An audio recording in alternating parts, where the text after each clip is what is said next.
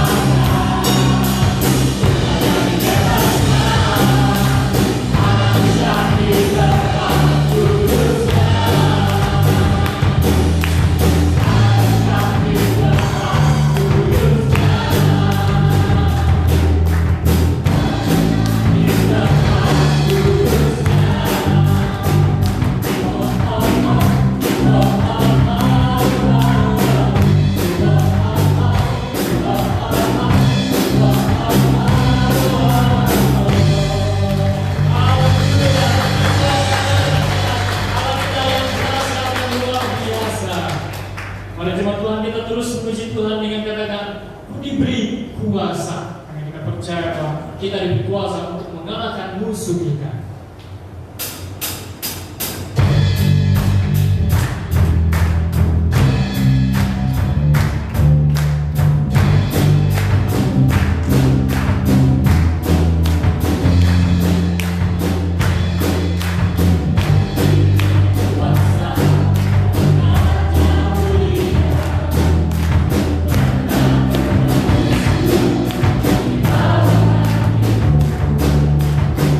Bye.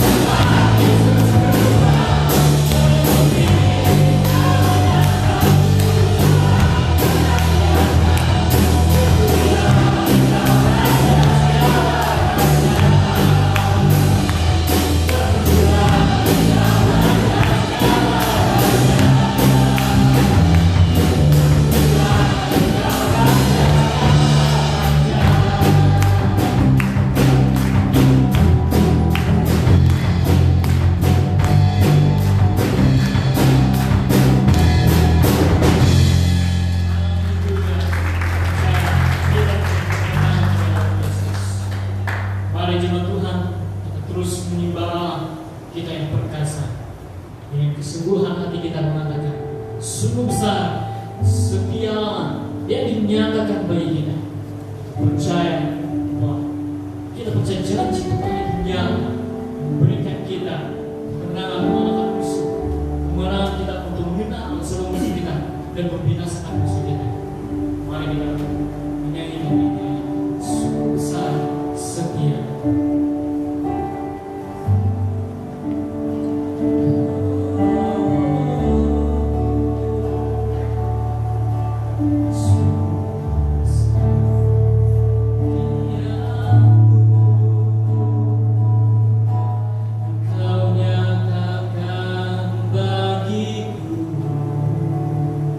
Thank you.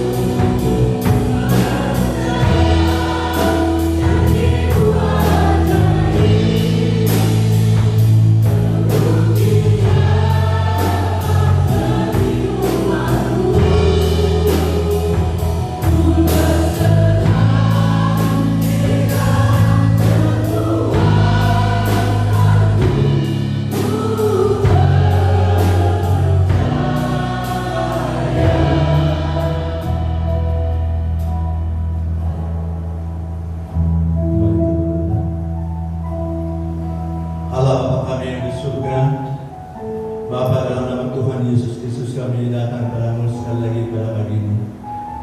Kami kembalikan segala pujian syukur kami ke hadirat-Mu, di mana kami merasa kebaikan Tuhan dalam kehidupan kami sepanjang hari Minggu yang sudah lalu, sehingga pagi ini kami ada seperti mana kami ada. Kami berdoa khusus bagi negara kami Malaysia yang kami cintai. Tuhan tolong dan pulihkanlah keadaan negara kami daripada wabak penyakit COVID-19 ini. Sekiranya kehendak-Mu Bapa, Engkau hapuskanlah segala penyakit ini daripada permukaan bumi, supaya tidak mengganggukan umat-umat-Mu dimanapun mereka berada. Kami juga berdoa bagi beberapa orang yang dalam keadaan sakit karena COVID-19, dan kami serahkan semua mereka datang. Mohon pertolongan Roh Kudus-Mu. Jika tidak, Engkau sembuhkanlah mereka seperti mana kehendak-Mu bagi mereka semua. Kami juga mohon pertolongan daripada Roh Kudus-Mu untuk melindungi setiap pribadi kami dan seluruh dunia ini, supaya dijauhkan daripada jangkitan penyakit COVID-19 ini. Bapa di surga, kami juga berdoa bagi ekonomi negara kami. Tuhan tolong pulihkanlah keadaan ekonomi negara kami yang sekarang jauh menurun. Sekiranya kehendak-Mu Bapa, Engkau pulihkanlah keadaan ekonomi kami maupun keadaan kerjaan kami yang tidak stabil sekarang ini. Kami serahkan semua ini dalam tangan Tuhan. Biarlah Engkau Tuhan yang mempunyai kuasa di atas segala-galanya. Begitu juga bagi politik-politik yang ada. Mohon supaya mereka jangan mempolitikkan masa ini dengan keadaan yang tidak menentu. Biarlah keadaan dunia ini sekiranya kehendak-Mu pulihkanlah semuanya, agar umat-umat Tuhan dan seluruh dunia dapat menikmati berkat dan pertolongan pimpinan Tuhan bagi kami semua. Kami juga berdoa bagi pilihan raya yang sebentar lagi kami datang, dan bila-bila masa yang akan datang bagi negara kami maupun negeri kami Sarawak. Tuhan, kami serahkan semua parti-parti politik yang ada di negara kami maupun di negeri kami ini dapat menjalankan politik mereka sesuai menurut kehendak. Walaupun ramai mereka yang bertanding di dalam pilihan raya, tapi Tuhan yang mempunyai kuasa menentukan mana parti yang dapat memerintah negeri kami sesuai menurut kehendak-Mu bagi mereka semua. Kami juga berdoa bagi semua rakyat-rakyat kami di Sarawak yang mengambil bahagian untuk memilih. Tuhan juga yang menggerakkan hati setiap pribadi kami untuk memilih yang mana yang kehendak Tuhan bagi negeri kami.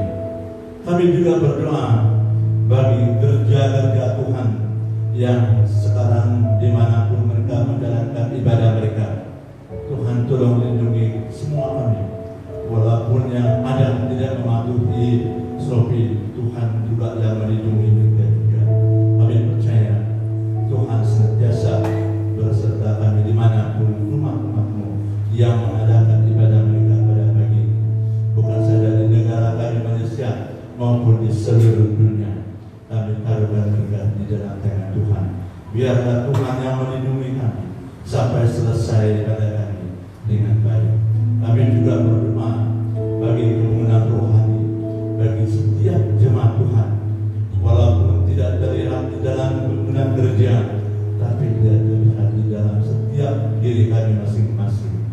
Terpuji dan nama-Mu Bapa. Terima kasih atas pengorbanan-Mu bagi kami juga. Kami juga mohon supaya Tuhan melindungi kami sepanjang beribadah, sepanjang ibadah yang kami langsungkan pada pagi ini di seluruh dunia ini. Tuhan tolong supaya kami terlindung dan dijauhkan daripada kuasa jangkitan COVID-19 ini. Terima kasih Bapa. Sekali lagi kami berdoa bagi pemimpin gereja kami PM Sarawak, di mana pada saat itu Tuhan ramai gereja-gereja yang tidak menentu karena masalah penyakit COVID-19 ini. Tuhan tolong lindungi di mana-mana pun mereka berada. Tolong jauhkanlah semua kami daripada puasa jangkitan penyakit COVID-19 ini. Begitu juga kami berdoa bagi orang yang dalam kedukaan pada saat ini. Ada yang sudah berlalu, ada yang masih. Tuhan dimanapun mereka yang mengalami kedukaan, Tuhan tolong datang hiburkanlah mereka dengan kuasa Roh Kudus. Terpujilah nama-Mu Bapa. Terima kasih. Kami juga tidak lupa untuk mendoa pemimpin-pemimpin kami di dalam pusat BM seluruhannya maupun di dalam pemimpin daerah kami yang mempunyai 23 daerah di Sarawak. Tuhan tolong supaya setiap pemimpin-pemimpin mempunyai tanggung jawab mereka dengan sepenuh-penuhnya. Begitu juga kami berdoa bagi sekolah-sekolah Injil kami yang ada maupun guru-guru yang mengajar supaya mereka setia di dalam apapun keadaan sekarang.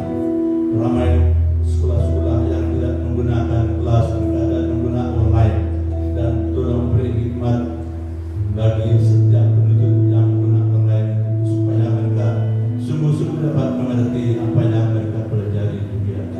Terima kasih Bapa, terpuji nama-Mu. Sebentar lagi kami akan mendengar daripada firman Tuhan yang hamba-Mu sampaikan. Tuhan tolong urapilah hamba-Mu, pakailah hamba-Mu dengan luar biasa agar firman Tuhan yang kami dengar dapat dimengerti dan menjadi berkat bagi setiap pribadi kami. Terima kasih Bapa, ini doa kami.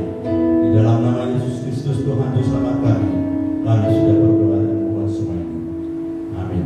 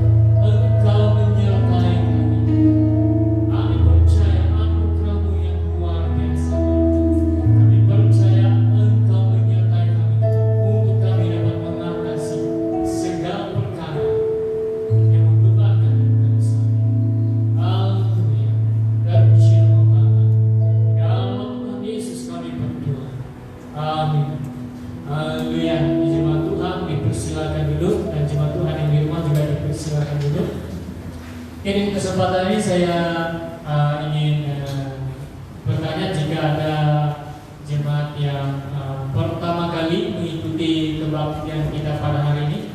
Jika ada dari sebelah kiri saya, di depan saya. Oke, tidak ada. Yang di sebelah kanan saya ada yang pertama kali mengikuti. Haleluya, kita percaya bahwa ini kesediaan kita untuk bersama mengikuti kebaktian. Dengan ini saya persilakan Reverend Malam untuk membawa kita dalam firman Tuhan.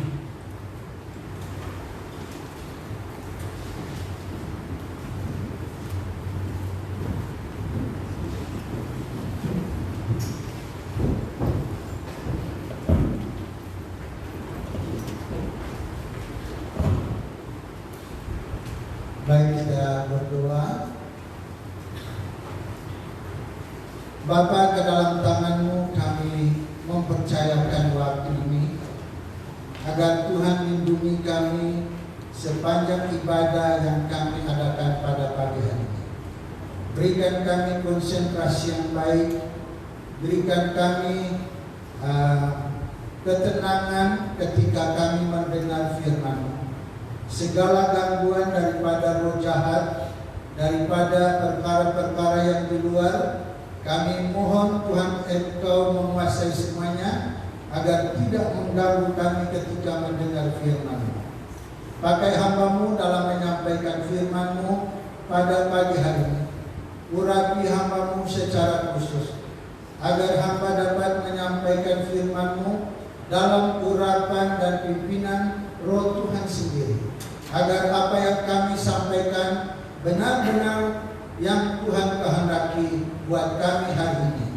Pimpin kami dari awal, pertengahan, dan hingga akhirnya acara kebaktian kami, agar berjalan seturut kehendak-Mu. Terpujilah nama-Mu Bapa, di dalam nama Tuhan Yesus, Tuhan dan Juru Selamat kami sudah berdoa. Amin. Salam Bapak, Ibu, dan Saudara sekalian, dan selamat pagi untuk jemaat Tuhan yang Tuhan Yesus kasihi.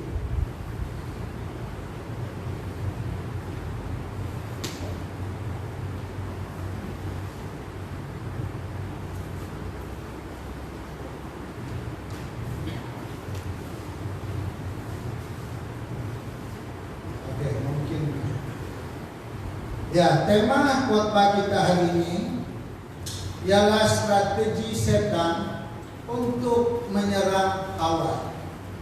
Terambil daripada kitab Kejadian pasal yang ketiga.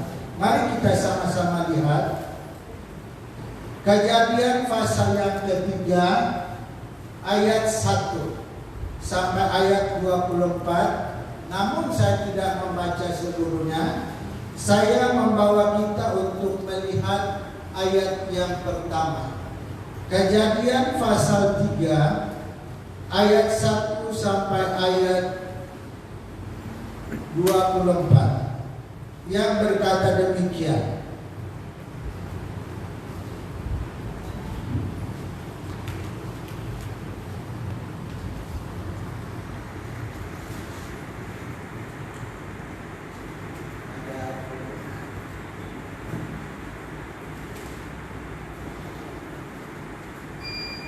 Oke. Ayat yang pertama dikatakan, adapun ular ialah yang paling cerdik dari segala binatang di darat yang dijadikan oleh Tuhan Allah.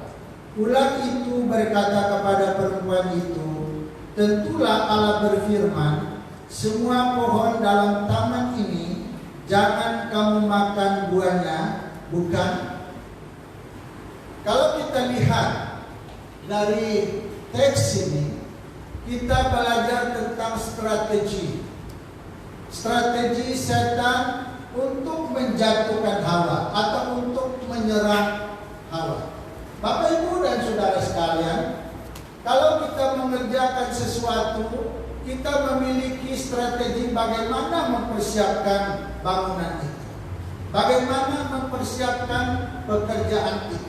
Demikian juga iblis, dia punya strategi untuk menyerang Hawa. Kita lihat strategi pertama, setan memakai ular. Nah, kalau kita lihat di sini, strategi yang pertama, setan menggunakan ular. Kenapa, saudara-saudaraku?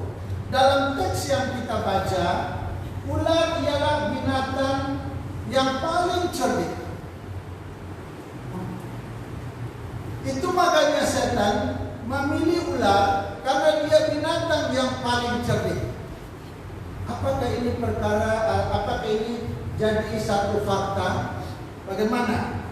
Menurut Anda sekalian, apakah ini ular itu paling cerdik atau ada binatang yang lain?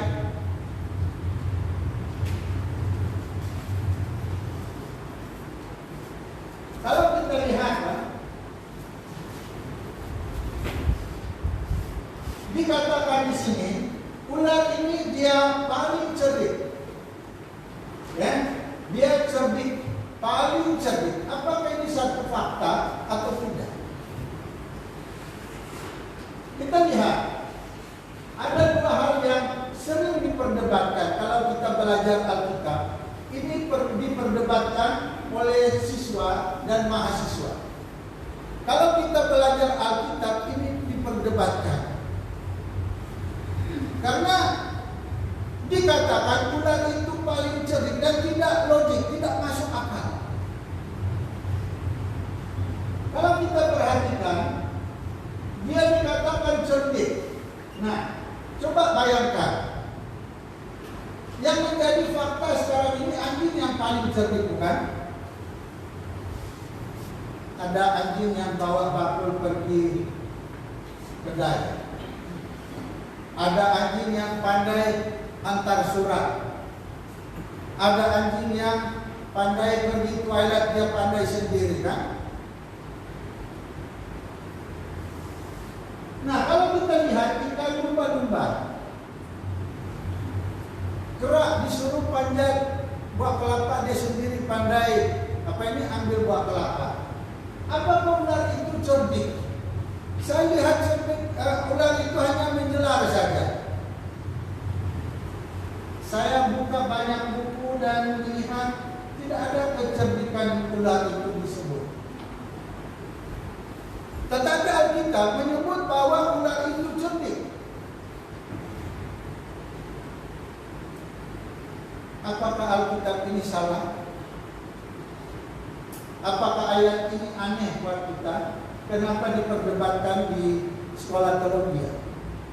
Sebenarnya saudara-saudara, ayat ini bukan satu ayat yang aneh.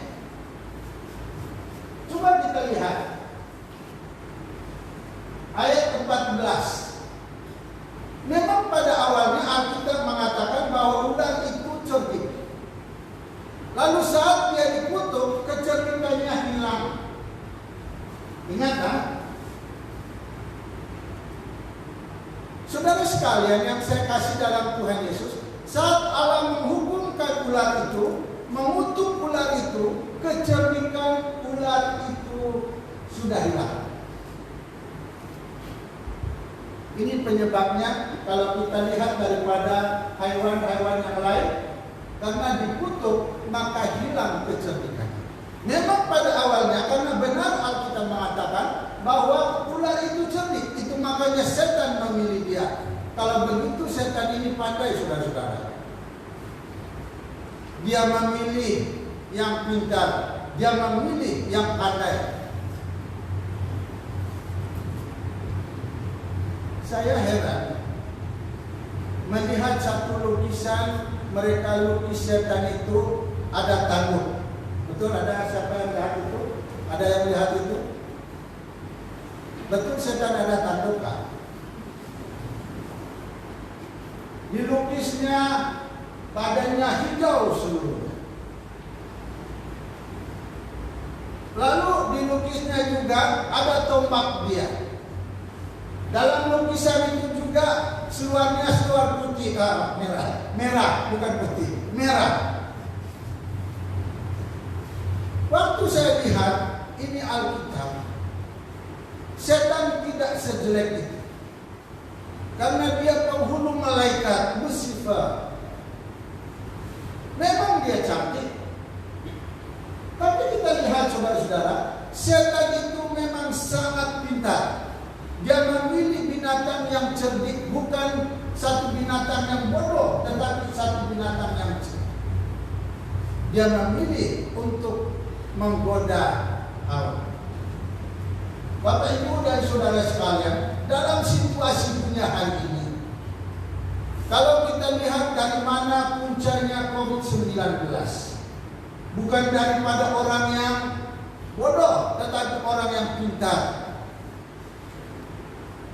Ini yang kita lihat.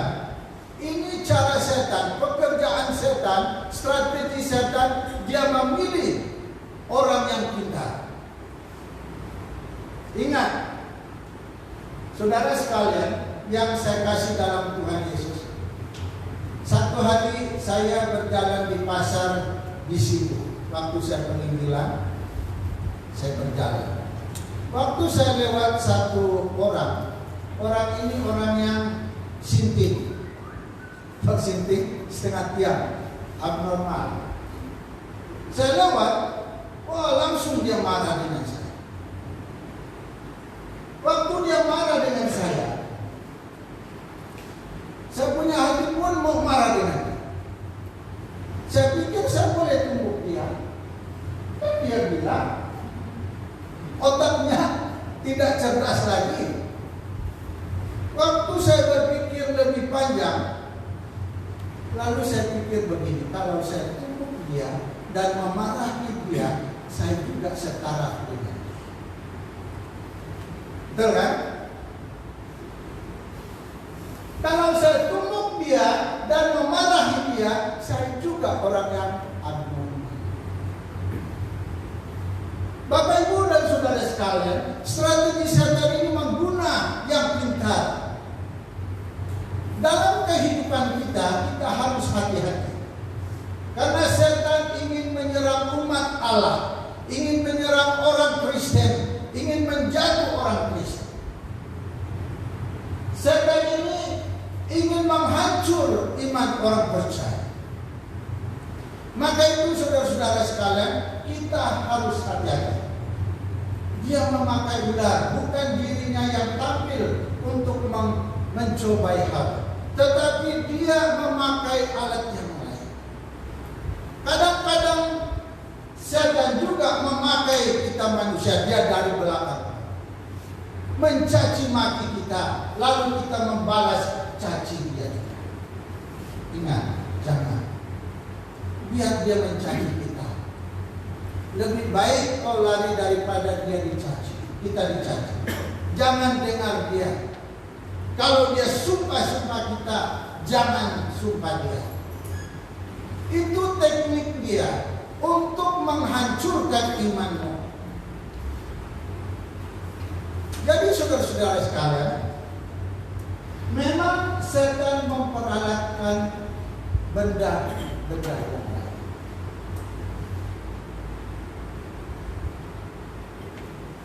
Yang kedua yang diperdebatkan tadi, dia cerdik. Yang kedua, dia ini berbicara. Dia berbicara kepada Hawa. Percaya atau tidak?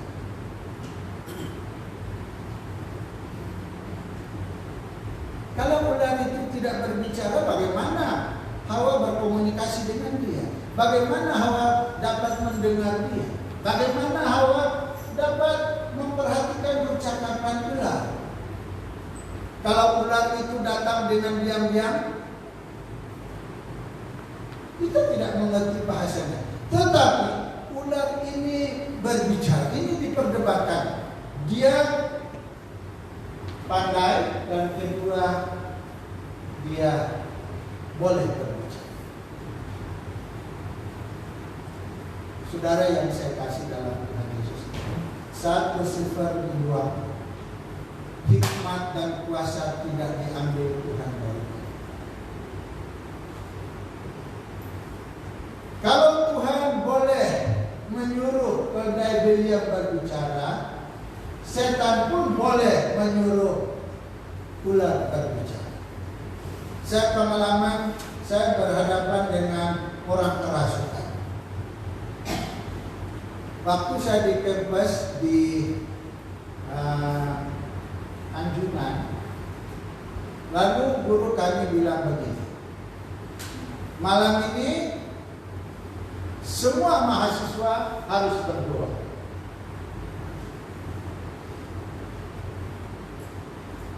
Ada sesuatu yang terjadi dalam kampus kita. Betul-betul malam itu kami berdoa, masing-masing berdoa di tempat masing-masing, di meja masing-masing. Tiba-tiba teman saya itu lupa, tidak bernafas. Saya dengan teman, karena kami dalam satu bilik 3 orang, saya dan teman saya keluar dan kasih tahu lecerakan Pendeta Yunus nanti. Lalu Pendeta Yunus datang, memang kami lihat tidak bernafas, tidak ada nyawa lagi, tidak ada, memang kami pikir dia mati. Lalu Pak Yunus datang. Pak Yunus datang. Semua mahasiswa yang lain datang. Kata Pak Yunus, kalian keluar. Saya lihat memang dia mati, tidak ada nafas sudah. Ucap lagi. Lalu Pak Yunus datang dan berkata, dalam nama Yesus siapa namamu? Lalu disautnya, yang tidak punya nyawa boleh berbicara.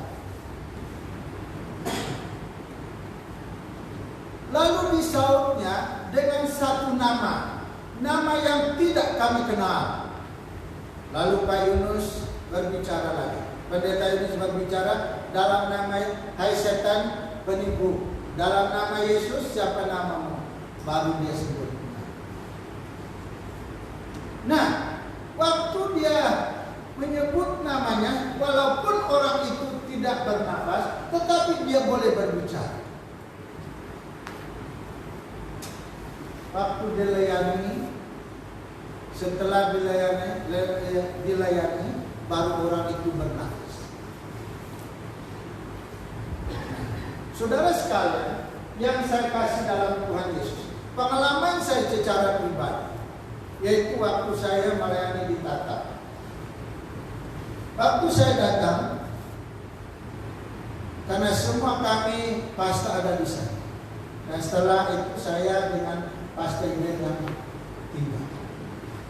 Lalu saya katakan dengan ibu itu menjelar seperti ular. Dia pakai belakang.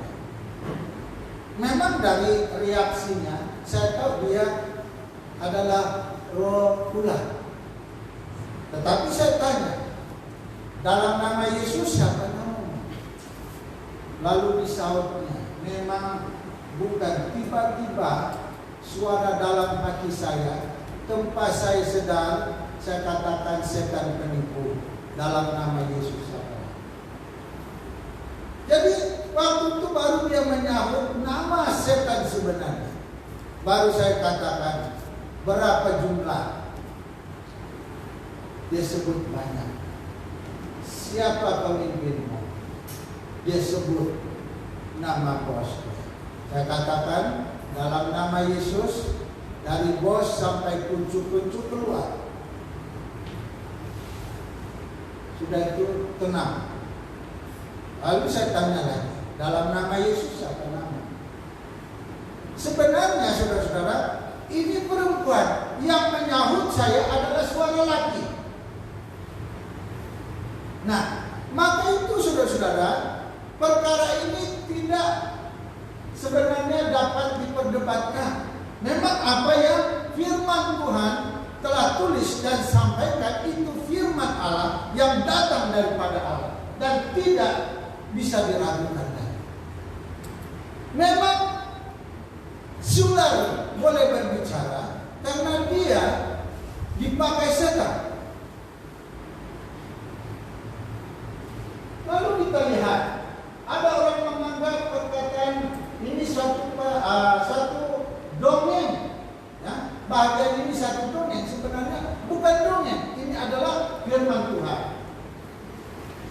Lalu kita lihat contoh, di sini kita perhatikan kalau saya bilang tadi, dan kalau kita perhatikan ular ini dia dapat berbicara. Kalau kita lihat dalam masa kebangunan rohani, setan pun memberi bahasa roh. Ini pengalaman saya waktu di Longseman. Saya gembala di Longseman. Ketika pemimpin pujian membawa kami menyanyi, dan akhirnya ada satu ibu nyanyi dalam bahasa roh. Lalu saya berdiri karena roh yang ada pada saya tidak dapat bekerja dengan roh. Lalu saya berdiri dan terus kepada pemimpin dan bisik kepadanya, tolong hentikan, ini bukan roh dari Tuhan. Jadi pemimpin tidak mendengar saya. Pemimpin pujian tidak mendengar saya. Lalu akhirnya orang yang berbahasa roh ini, dia nyanyi akhirnya keluar satu suara dalam bahasa. Saya senang balik ke rumah suami saya Dawat. Tapi bahasa roh, ketika dia berubah, dia senang hati balik ke rumah suaminya Dawat.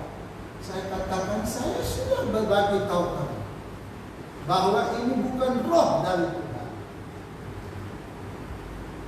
Bukan saya katakan bahwa saya ada karunia membeda roh, tetapi saat dalam pelayanan saya tahu Tuhan pakai saya.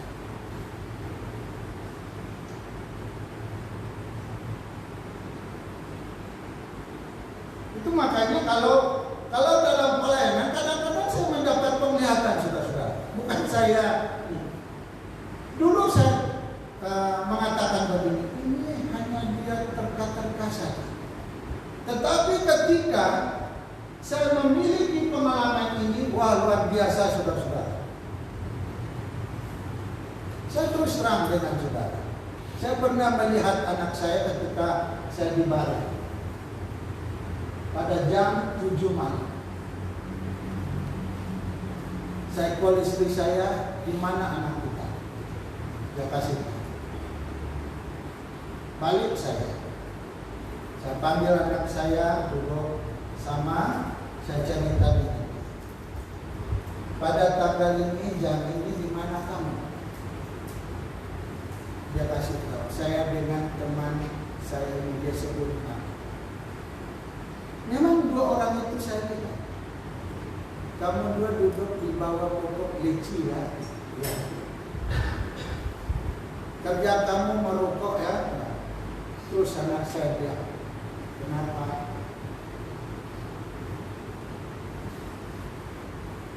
Tuhan langsung berbicara kepada saya.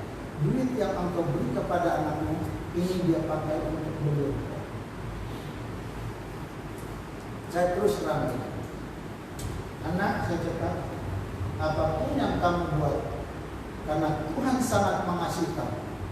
Tuhan berfirman melalui Bapamu untuk ajarkan.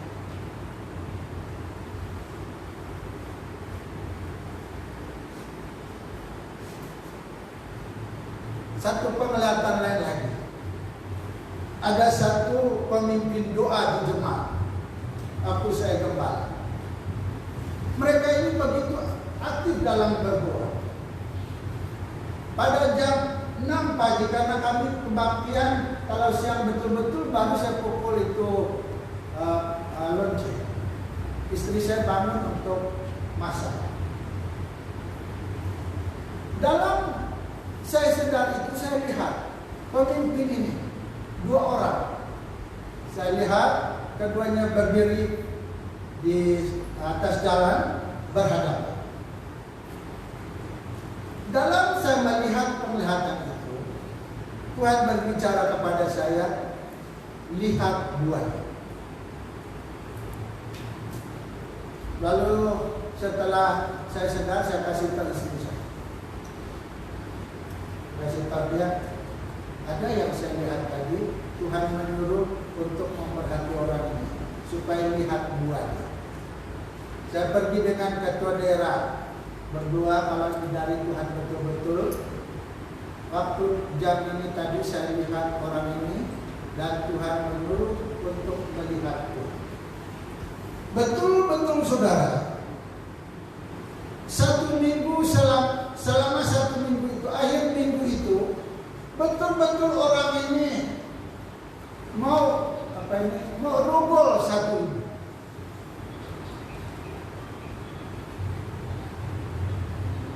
Lalu saya katakan, wah benar apa yang oleh sebab itu saudara-saudara, kalau kita lihat, bagi Tuhan tidak ada yang mustahil, dan bagi setan pun tidak ada yang mustahil. Dia dapat menyembuh, Tuhan juga dapat menyembuh. Ingat, supaya kita berwaspada. Kalau saudara baca Alkitab, baca waktu kejadian ini, waktu umat keluar, waktu umat Israel keluar dalam Torah itu, kalau Musa buat mujizat ini dan para homo juga dapat. Maka dengan itu kita harus hati-hati. kita harus hati-hati. Jangan kita mudah tertipu, karena setan ini sangat licik. Setan ini sangat pandai. Maka itu kita harus berpegang kepada firman Tuhan. Lalu kita lihat dalam pengalaman kita setiap hari, setan sendiri tidak menampakkan dirinya. Dia tidak menyatakan diri, tetapi dia memperalatkan orang lain. Ini satu pengalaman kita. Kalau sesuatu hal yang terjadi, ada orang yang membawa kita ke jalan yang jahat, ingat ini baik-baik.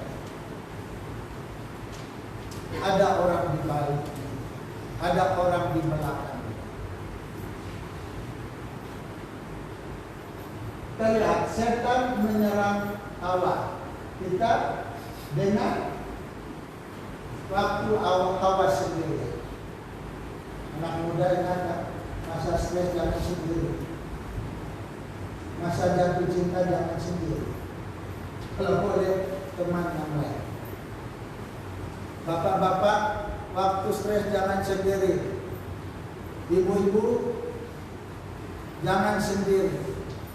Minta bantuan, doa orang lain. Iblis datang dengan waktu sendiri. Ada Adam sebenarnya, tetapi waktu ini Adam tidak bersama Hawa. Setan ini pandai waktu sendiri. Ini pengalaman saya kasih tahu kamu. Saya harus kasih tahu. Waktu saya baru sampai jadi penginjil di Serike, saya turun untuk urus surat anak perpindahan anak kami semua. Wah, karena waktu itu tidak ada handphone, hanya telepon yang di di tiang itu saya lihat. Mau pinjam telepon orang lain, tidak ada orang yang saya kenal. Saya pakai itu telepon ke pusat.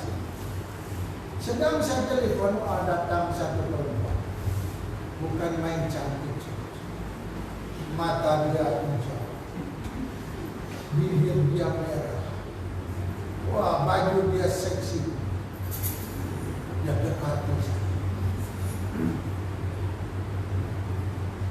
Dia bawa saya, kita naik sadau. Dia bawa saya naik sadau. Saya tidak tahu pekerjaan itu. Kata dia, sayang kamu tidak tahu pekerjaan. Dia pusing-pusing dekat saya. Saya telepon, hati saya memang saya marah. Saya tidak layan dia, saya terus telepon. Setelah itu saya balik. Sampai di rumah saya kasih tahu istri saya. Mak, karena saya panggil istri saya ini Mak. Mama, saya jumpa setan tadi. Di mana? Oh, di kaki Mak. Cantik dia. Bibirnya pun merah. Dia bawa saya sama dengan dia. Saya jawab dia, saya tidak tahu pekerjaan. Dia cakap dengan saya, sayang kamu tidak tahu. Saudara-saudara, itu waktu saya sendiri. Coba istri saya dengan saya, pasti dia tidak mau goda saya. Karena saya sendiri dengan telepon saja, dia datang berani hampir saya. Cobalah saya bawa istri dekat saya, wah mungkin 1 meter jauhnya dari saya. Waktu saya di Kanada, saya bilang dengan mereka, saya tidak kenal kamu. Kalau kamu jumpa saya di kaki 5, kalau saya tidak senyum, jangan katakan saya sombong. Karena di kaki 5 itu macam-macam. Pastor Agung, saya sebut. Pastor Agung sekali dia jalan di kaki 5, ada perempuan senyum. Dia senyum dengan perempuan. Rupanya perempuan itu senyum goda dia. Dia bawa Agung, Pastor Agung naik ke atas tadi. Kata Pastor Agung, saya mau cepat, dia juga mau cepat. Ini pun Agung sendiri. sendiri, coba istri dia ikut sama-sama, tentu dia tidak goda. Ingat, Hawa sendirian, iblis datang goda dia. Oleh sebab itu saudara-saudara, jangan selalu mengasingkan diri. Dalam persekutuan ibadah tetap bersama, dalam keluarga tetap bersama. Ya? Jangan sendiri-sendiri datang si penggoda itu. Dia bukan main-main, 2 kali lipat dia punya kecantikan. Lalu kita lihat Adam tidak bersama Hawa ketika ia dicobai. Tidak ada Adam, dia sendiri. Lalu kita perhati, Adam mendengar bujukan, Adam tidak mendengar bujukan setan. Waktu Hawa dicobai, Adam tidak mendengar, Adam tidak merasa, namun Hawa yang merasa. Nah, kita perhatikan ini sudah jelas dalam ayat 17 dan 1 Timotius 4. Kita perhatikan, setan menyerang pada saat yang tepat. Masa yang tepat, saudara. Siapa pandai memancing di sini? Ada yang pandai pancing sini? Saya pandai pancing. Kalau air jernih, jangan pakai cacing, pakai buah.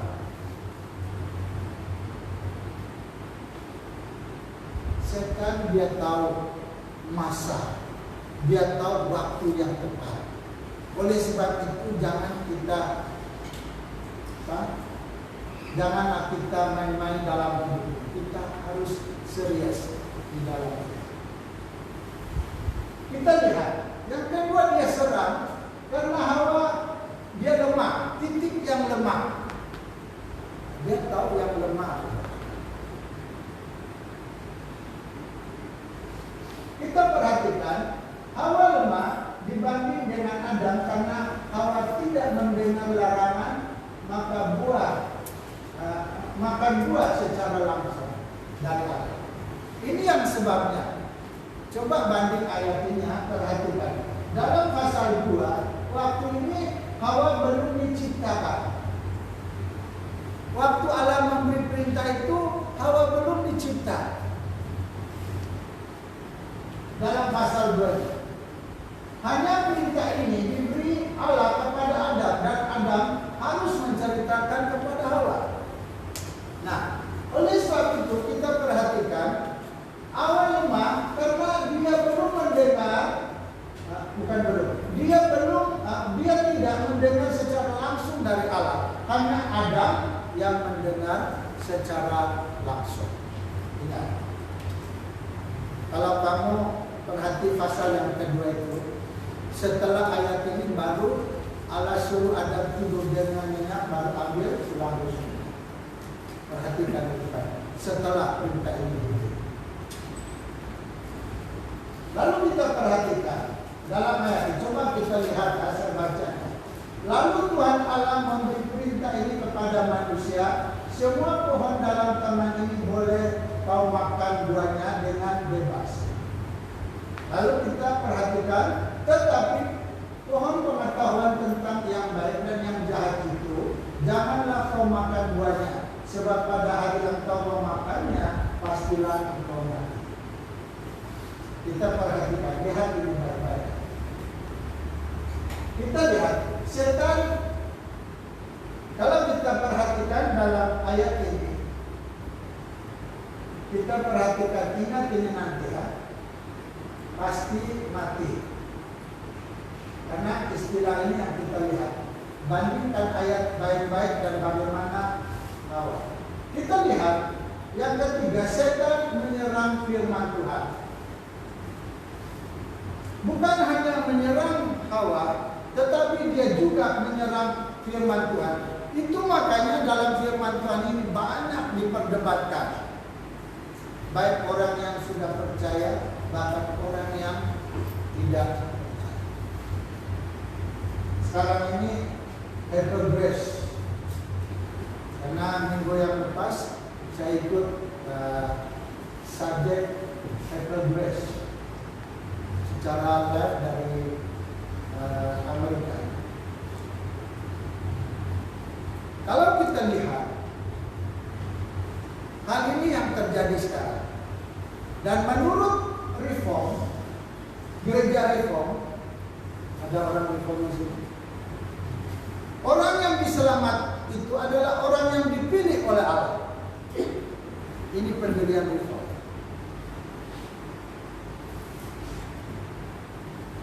Nah, kalau orang itu ditentu oleh Allah sejak semula, untuk apa kita menyindir? Hah? Untuk apa kita menyindir?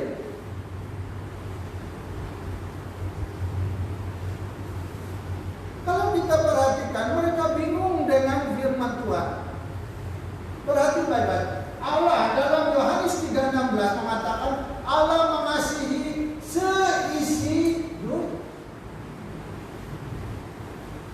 Kalau ditukar istilahnya, segala isi dunia ini, semua isi dunia ini. Kalau istilah semua berarti tidak ada yang terkecuali. Maka itu saudara-saudara, kasih Allah itu untuk semua orang. Kalau dia hanya segelintir saja, tidak usah dia mati di kayu salib. Yesus mati untuk seisi. Hanya masalahnya, saya kasih tahu. Ini anugerah, contoh ini anugerah. Saya katakan siapa mau terima anugerah? Ada yang mau sambut, ada yang tidak sambut. Hanya orang yang menyambut anugerah keselamatan itu yang selamat. Orang yang tidak mau menyambut itu hak dia sendiri.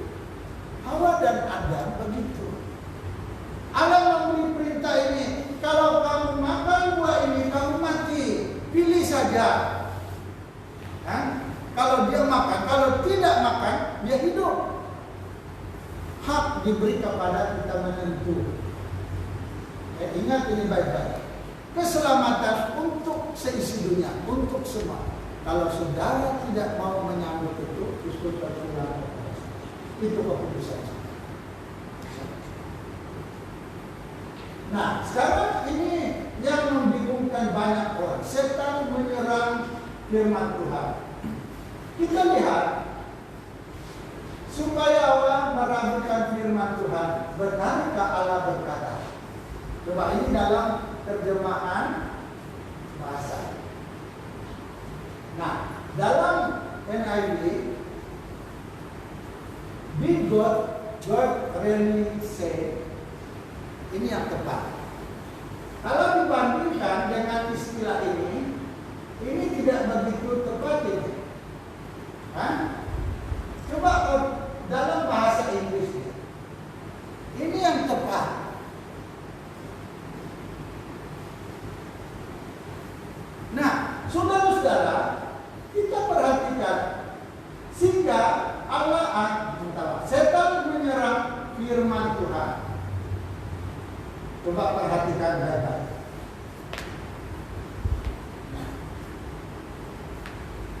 Tadi setan menyerang firman Tuhan kan? Sekarang dia mengubah, dia serang firman Tuhan, dia mengubah firman itu. Coba kita lihat sini, semua tak boleh dimakan. Firman Tuhan katakan tadi semua yang di dalam taman itu boleh dimakan kan? Ayat 16 dan 17 itu Tuhan memberi perintah itu kepada Adam, semua buah pohon dalam taman itu boleh kamu makan. Tetapi setan mengubah dia, semua tak boleh dimakan. Selalu dia terbalik. Nah, kita lihat apa reaksi, karena sudah diterbalik oleh setan. Apa reaksi dia? Apa action si Hawa? Nah, action dia sudah Hawa mengurang firman Tuhan. Perhatikan ayat 2. Lalu Saul perempuan itu kepada ular itu, buah pohonan dalam taman ini boleh kami makan. Tadi apa katanya? Ada satu istilah di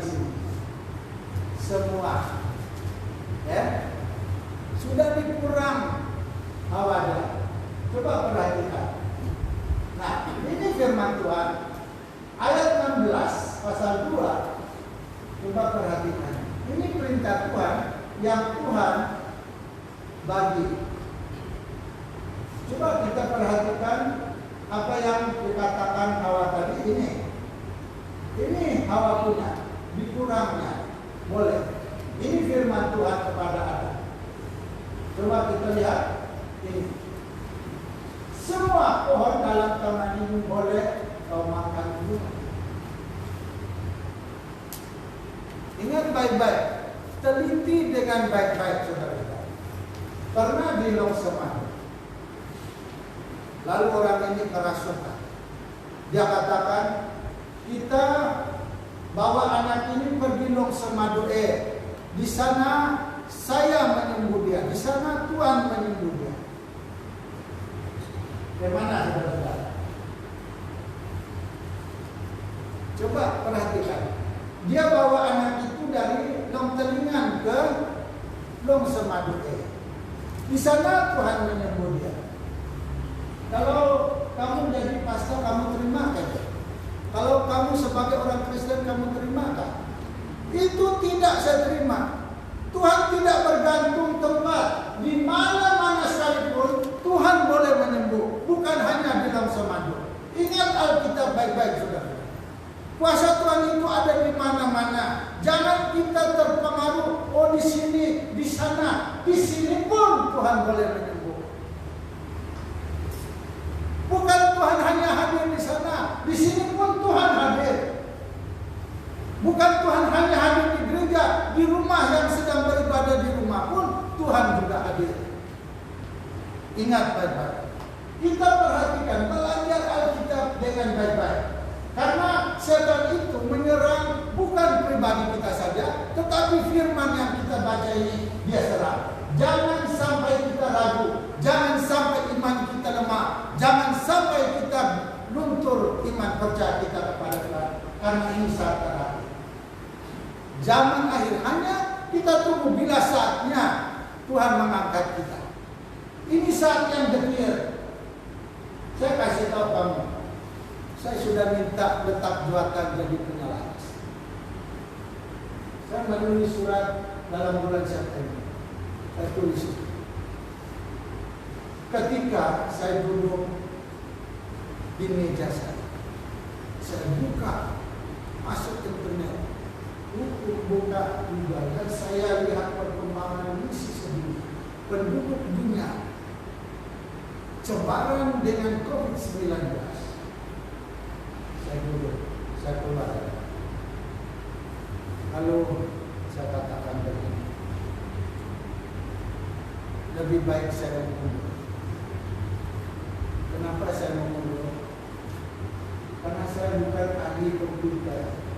Zaman komputer ini adalah zaman anak muda sekarang. Saya lihat ke depan itu saya bukan pakar IT. Karena kalau pelayanan melalui IT saya sangat terbatas. Saya akan rumah. Lebih baik saya beri kepada orang yang pandai dalam IT. Saya pergi dengan Pak Presiden, SIB harus berpikir. Kalau boleh, mesti ada orang yang pakar dengan media massa. Presiden. Saya terus. Kalau saya bertahan kedudukan saya, wah cantik itu saudara, bagus namanya. Kalau orang katakan penyelaras misi dan penginjilan BIM Sarawak Reverend dalam Wah, saya langkah satu jam. Kalau lihat pekerjaannya saudara-saudara, karena saya tidak mampu mengerjakannya, lebih baik mundur. Jangan lihat kebaikannya mau disebut disangkut-sangkut. Berikan waktu orang lain, karena ini pekerjaan Tuhan. Saya tidak mau pekerjaan Tuhan dulu. Tariklah. Maka itu saudara-saudara, kita harus hati-hati. Kita harus belajar dengan baik. Satu kesempatan yang sangat sedikit. Memang ini iblis marah karena saya membongkar strategi. Kalau saya berbicara tentang okultisme, saudara-saudara, iblis selalu menyerah. Tidak salah. Kita lihat, ya. Kalau kita perhati awal menambah firman Tuhan.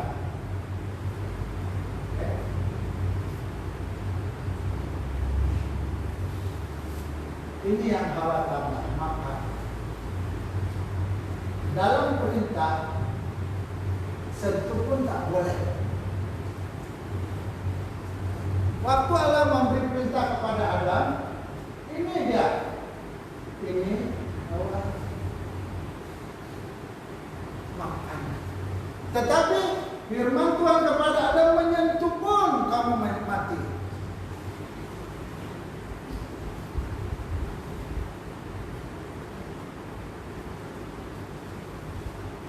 Ayat yang lain. Tetapi ular itu berkata kepada perempuan itu, sekali-kali kamu tidak akan mati. Wah, dia kasih kembali lagi. Itu sebab Tuhan larang itu. Kalau kamu makan itu nanti kamu tidak akan mati sudah. Siapa tidak? Kalau saya pun saya makan karena saya tidak mau mati.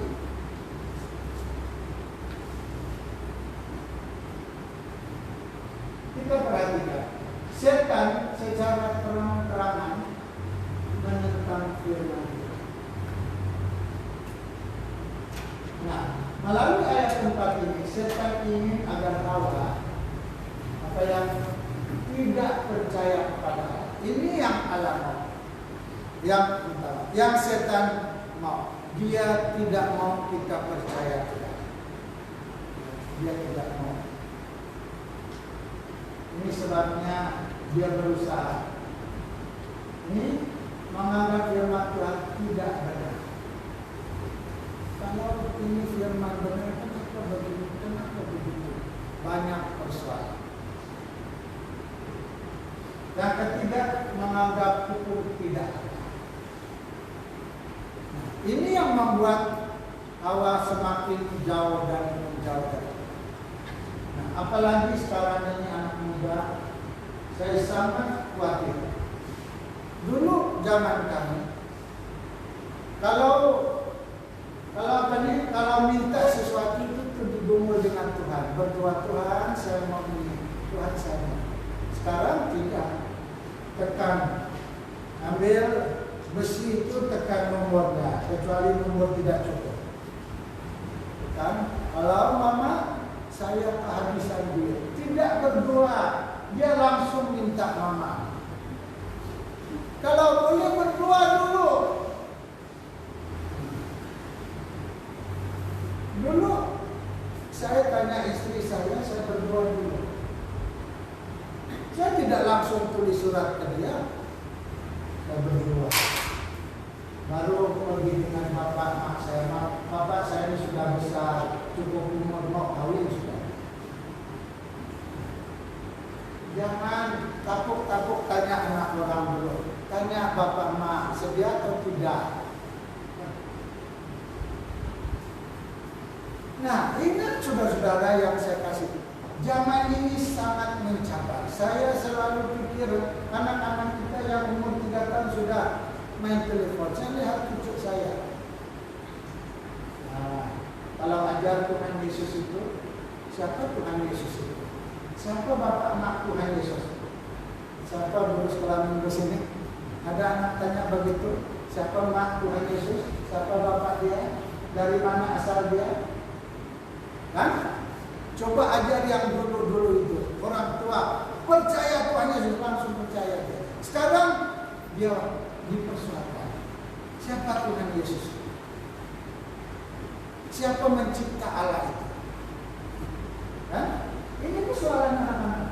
Anak-anak sekarang lebih pintar.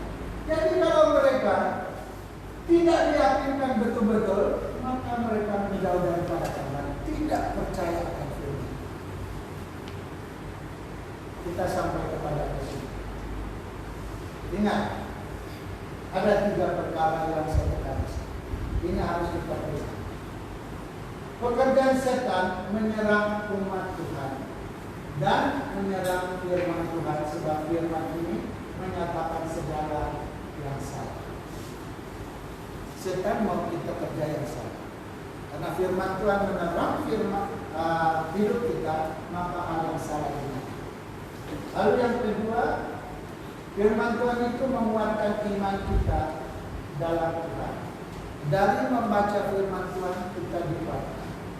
Lalu yang ketiga, membawa kita lebih mempercayakan Tuhan, karena itu marilah kita tekun dalam belajar akan firman Tuhan. Ini kesimpulan, karena iblis itu menyerang kita dan menyerang firman. Maka itu hasil daripada firman ini membuat kita lebih dekat dengan Tuhan dan membawa iman kita bertumbuh di dalam Tuhan.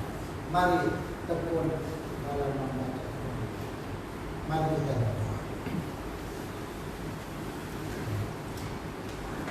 Bapa, terima kasih karena firman-Mu telah kami sampaikan. Hamba mempercayakan firman ini ke dalam kami. Tuhan berbicara kepada kami melalui Roh, agar Roh Tuhan membisikkan kebenaran firman-Mu ke hati kami masing-masing. Karena daripada firman-Mu itu meneguhkan iman kami, membawa kami lebih dekat kepada-Mu, membawa kami mengenal Engkau secara sesungguhnya. Tuhan berkati firman, berkati jemaat yang telah mendengar, baik yang di gereja ini bahkan di rumah, agar semua kami dikuat dan diberikan dalam menghadapi cobaan dunia. Tuhan, kami berdoa Engkau menguasai hati dan pikiran kami, agar benih firman Tuhan yang ditabur hari ini tetap hidup di dalam kami. Terpujilah nama-Mu, dalam nama Yesus Kristus kami sudah berdoa. Amin. Saya serahkan kembali kepada pengacara.